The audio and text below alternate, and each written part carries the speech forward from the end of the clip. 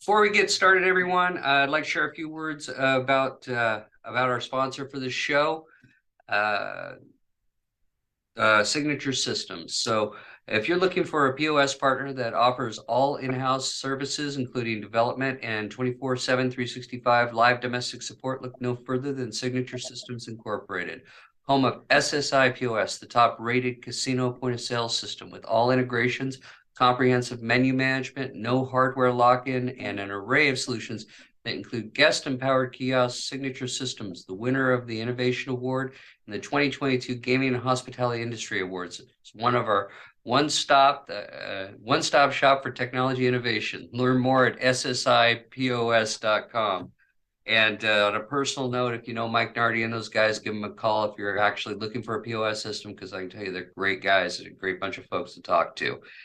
Without any further ado, my name is John Cash Philippi. I'm the host for G&L's Voice Show, and my guest right now is Joe Alvarado with Vertisystems. And Joe, why don't you go ahead and introduce yourself? Sure, John. Thank you. My name is Joe Alvarado. I'm the Vice President of Business Development for Vertisystem. Great. And let's talk a little bit more about how you got into that position, how you grew into it, and uh, where you're going from there. How far back do you want me to go, John? Well, you start at birth if you'd like, but I think that might get boring after a while. Oh, actually, maybe not. Interesting story how I got to where I'm at today. Really quick, and I know we've talked about this when I was still in the Marines. This was a very, very long time ago. Someone approached me with some company that's a multi-level marketing company, and I took a stab at it. Thought, hey, this is awesome, would love to do this, so forth and so on, until I got to the presentation piece. When I got to the presentation piece of this whole thing, I don't know if you remember Cindy Brady on the game show, in that one episode where she just kind of froze up. Oh, I yes, I remember I that. I froze up. So that was the start of me. That was a false start. How about that? A false start in what I do today. And it came full circle for me probably a few years later when I got out of the military, when I answered a paper advertisement, if you can imagine that, where someone was looking for an account manager. I had no idea what that meant. All I knew was that I needed to get to work, and I wanted to definitely do that. So I jumped into account management, which at that time was a sales role. I had no idea what I was doing, though I was trainable, flexible, adaptable from my military experience. And I had a good record. And so they decided to hire me. And so that was the very beginning. Fast forward, when I got into technology, which is why I'm here, this was probably, almost 10 years later. I got in technology here in Las Vegas. Started at Robert Half Information Technology, I think was the name of it at the time. It was RHI Consulting. And so that was a very interesting organization to work with. And one thing I learned, though, was at that time they were very, very, very good at what they do, and no one knew who they were. So it wasn't like they had a bad reputation or anything like that. I just had an opportunity to just make calls to people, introduce myself, and to help other people. Now, this was kind of the foundation of why I ended up in a role like this. Was I first started before I went to the military. I went to school to be a doctor, and what happened was it when I got out of the military, I just didn't have time or money to go be a doctor. And when I really came down to being in a role of a revenue generating role, it became apparent to me that um, the world doesn't go round without people talking to people and people helping other people. And so what I ended up doing was taking the job because I kind of equated it to being a doctor and helping others, understanding the problem and coming up with solutions for them.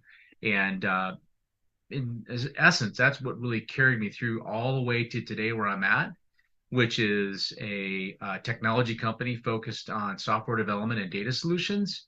And I think one of the things I do very well and I train very well to do with others is really understand the problem. I would call it, there are books on this. I would call it diagnostic selling.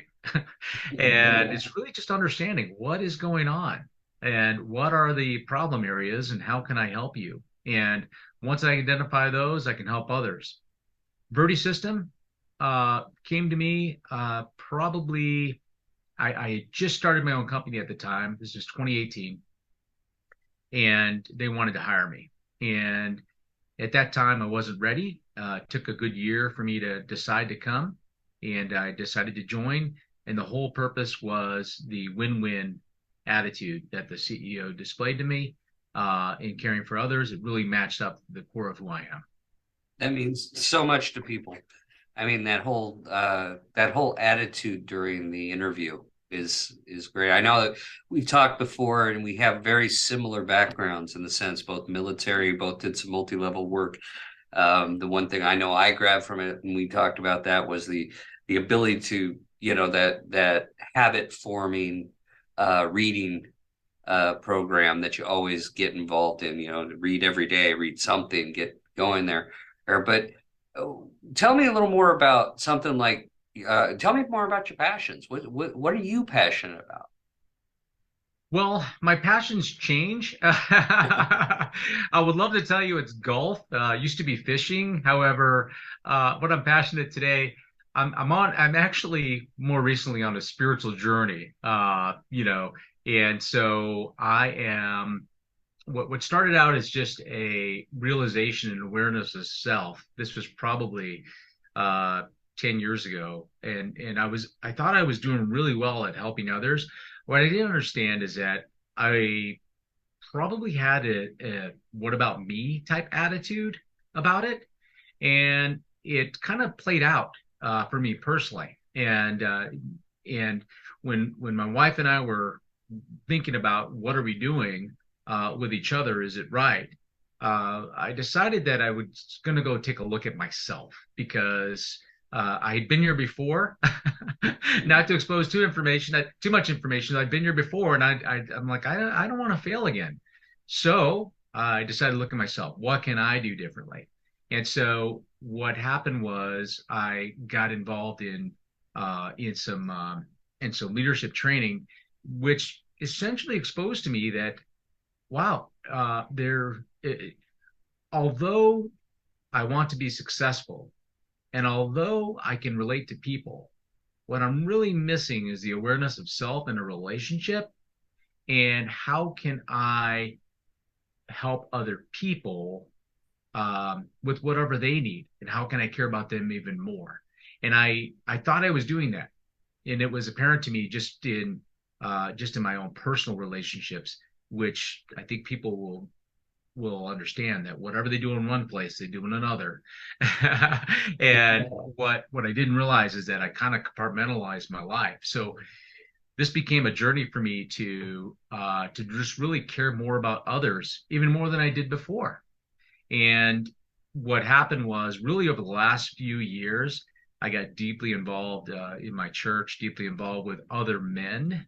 And so I've really dug into, my spirituality. And I found that all the years of helping other people, all the years of wanting to help people solve problems, um, came down to one thing, and that was leading other people to be better versions of themselves. And so in a spiritual component, without getting too spiritual here, I I began a journey of just understanding how can I lead others to a path where they can be better versions of themselves, both in a secular fashion and a spiritual fashion. And so that's worked out very well. It continues to grow, and I can see the impacts of others, and people give great feedback. So personally speaking, not only am I always working professionally to be better, I'm also working personally to be better all the time and helping others do the same. Great. Well, the great thing about leadership and growth is it's never one size fits all, but there's always one little thing I think that I think that executives share. We all do something the same. Or we all have some kind of passion that's similar. And I'm really kind of interested in trying to find out what the secret sauce is to where you've gotten, because you've grown quite a bit from just being an account manager all the way to being a VP of a major company. So there is, what would you say to any a budding executive who's out there listening to this podcast and saying, hey, boy, I wish I was Joe, you know? Well, it all depends. It all depends if they have an awareness of self, first of all, because I think that's so important. And if they don't have an awareness of self, I would highly recommend them to get some training to get awareness of self, because people closest to people cannot really tell them, hey, you've got to fix this or you got to change this. The only way you get awareness of self is collaborating or working on it on our own. And books sometimes are a little slow. It all depends on how we read.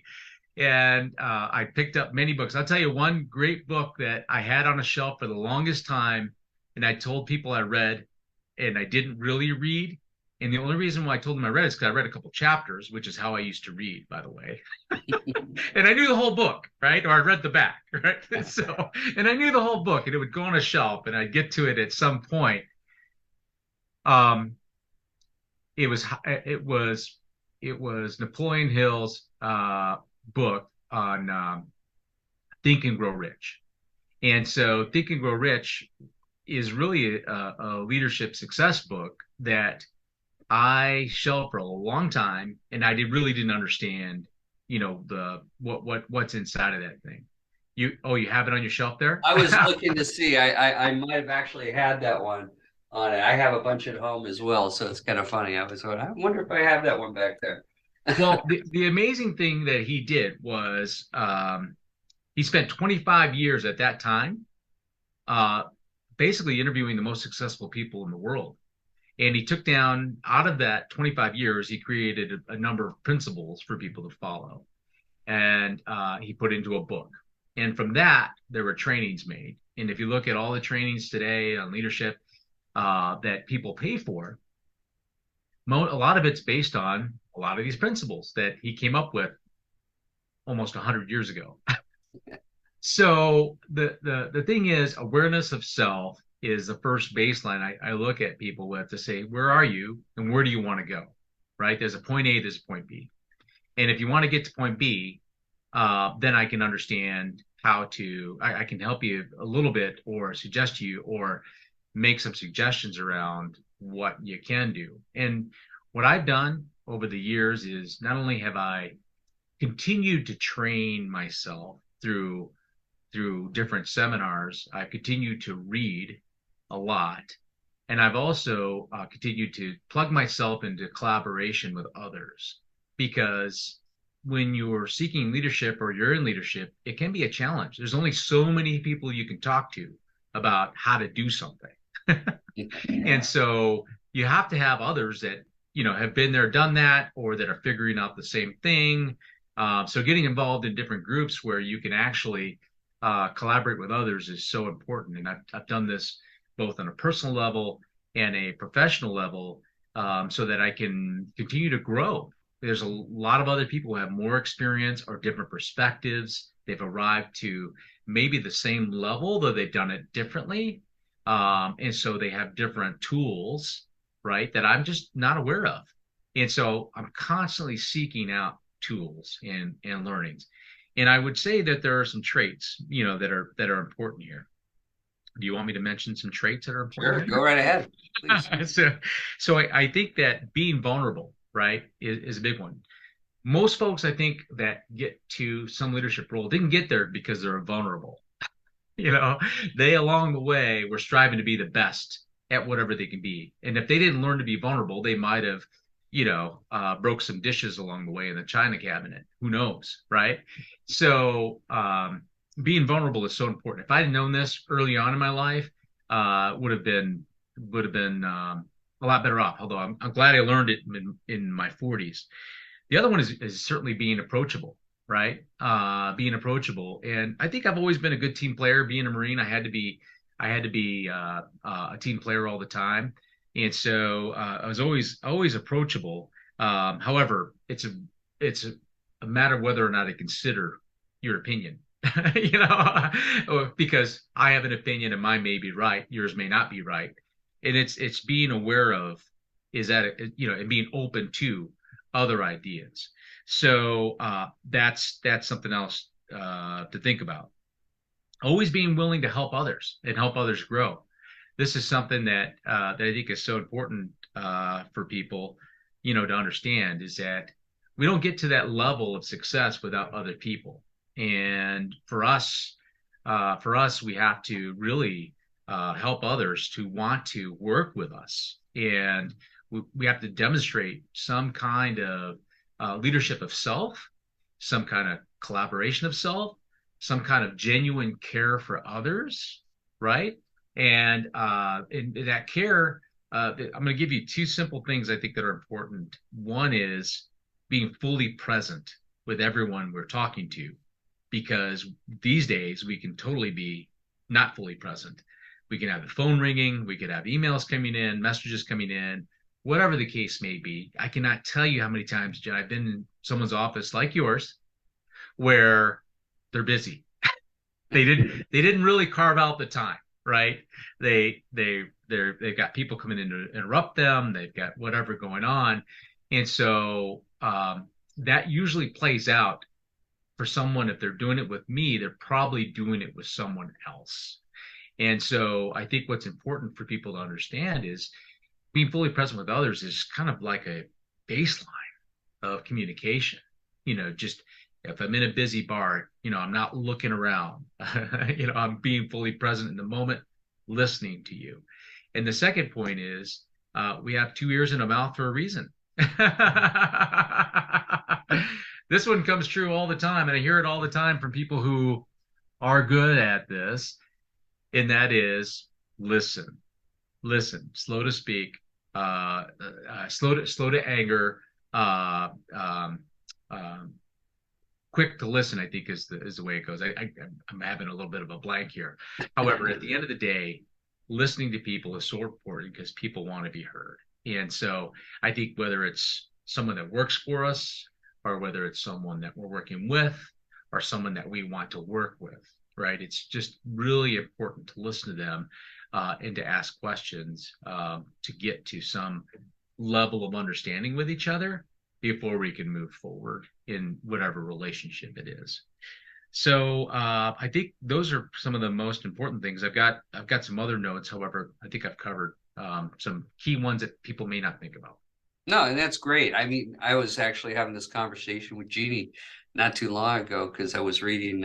I reread The Servant probably, every couple of years, which is all about servant leadership. And one of the main points it talks about is exactly what you're talking about, being present with somebody and not pre-thinking an answer when you're talking to somebody, because everybody got that going on. You know how hard that is for all of us to do. So it is a challenge for me who who constantly is trying to come up with the next step because I'm moving faster and faster and faster. So um I understand that completely.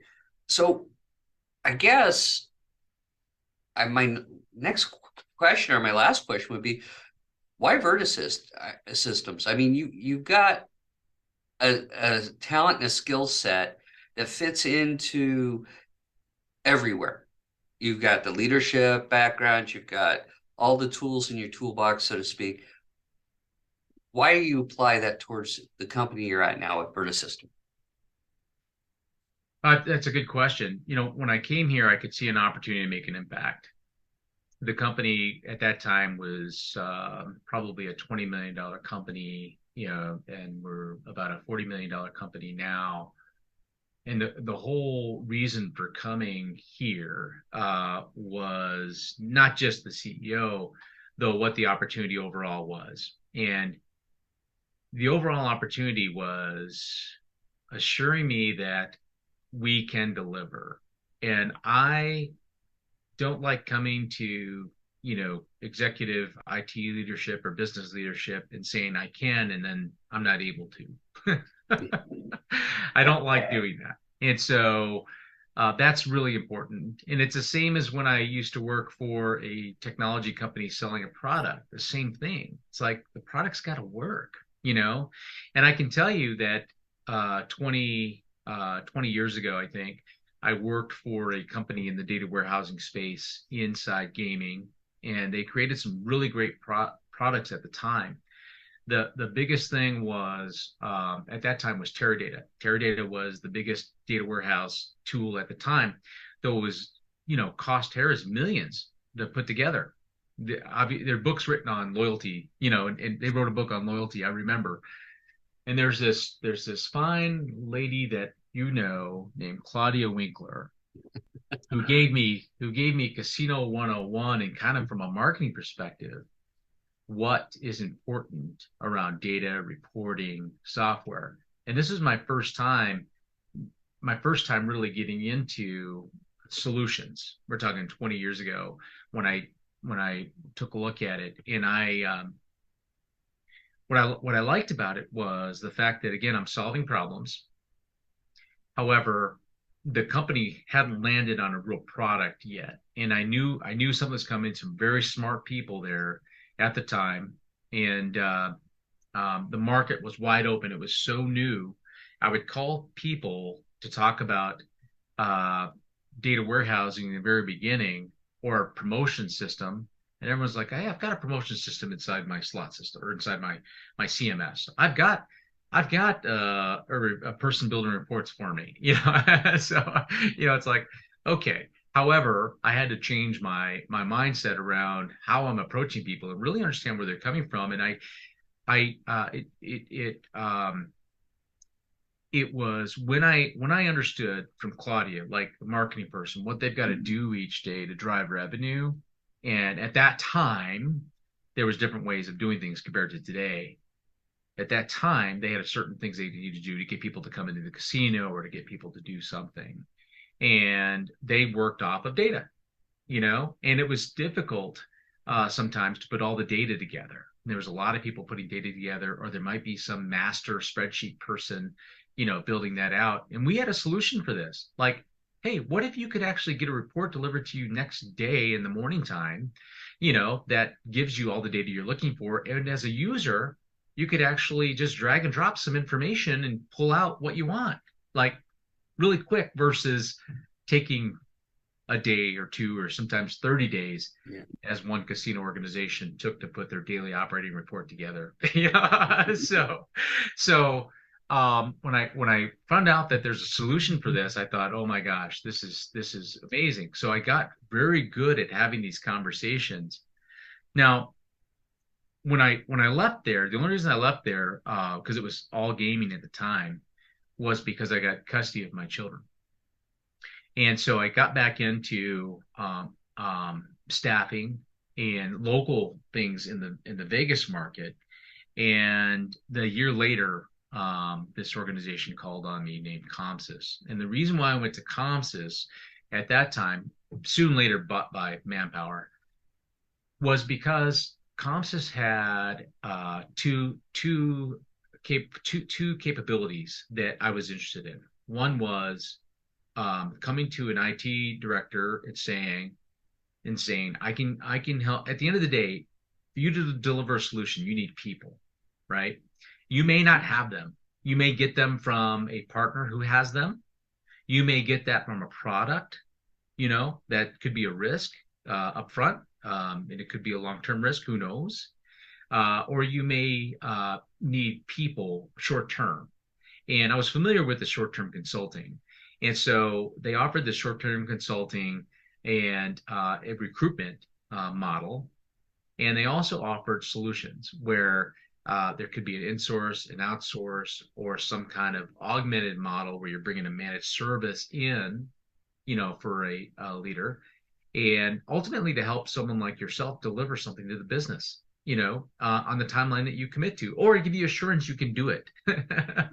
And so I liked that. I was there for a very long time because I was having fun doing that. And what I found was that more often than not, if I could help a IT leader deliver a solution to the business that was measurable amount of time and a measurable amount of cost, um, that they had success, the business had success, then we had success, and that was fulfilling for me.